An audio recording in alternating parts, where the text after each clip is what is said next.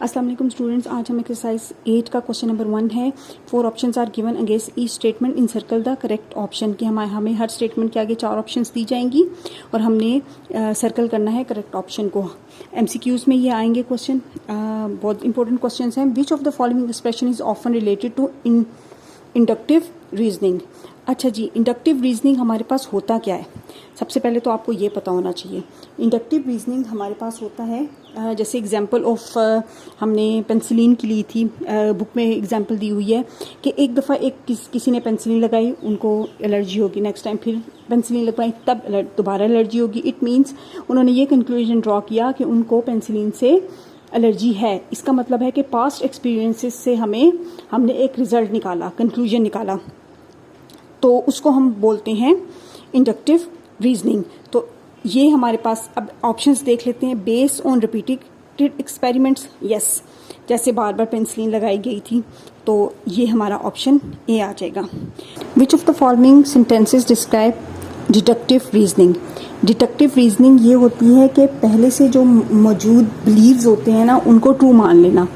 ठीक है, तो अब ये है कि जनरल कंक्लूजन ड्रॉ करना from the limit number of observations. हमने कुछ ऑब्जर्व नहीं करना होता डिडक्टिव में। डिडक्टिव ये है कि पहले से जो मौजूद बातें हैं, पहले से जो मौजूद बिलीव्स हैं, बस उनको ट्रू मान लेना। ठीक है, बेस्ड ऑन रिपीटेड एक्सपेरिमेंट, कोई एक्सपेरिमेंट नहीं करना इसमें। Based on unit of information that are accurate, कोई ऐसी इंफॉर्मेशन हमारे पास आई है जो एक्यूरेट है, नहीं, ये पहले से ही बातें मशहूर हैं जो मौजूद हैं, उन्हीं को ट्रू मान लेना होता है। Draw conclusion from well known facts, ये वाला डी है इसका option.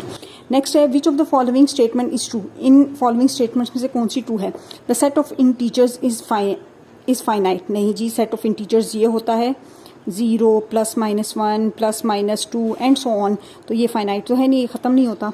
The sum of the interior angles of any quadrilateral is always 180, नहीं, 180 तो आपके पास ट्राइंगल का sum of the angles between in the triangle वो 180 होता है, तो ये भी स्टेटमेंट ट्रू नहीं है। अच्छा जी, 22/7 does not belong to a irrational number. जी, ये एक रैशनल नंबर है क्योंकि ये P/Q की फॉर्म में है, तो ये इरेशनल नंबर से बिलोंग नहीं करता, तो दिस स्टेटमेंट इज ट्रू। अच्छा, all isosceles triangles are equilateral triangles.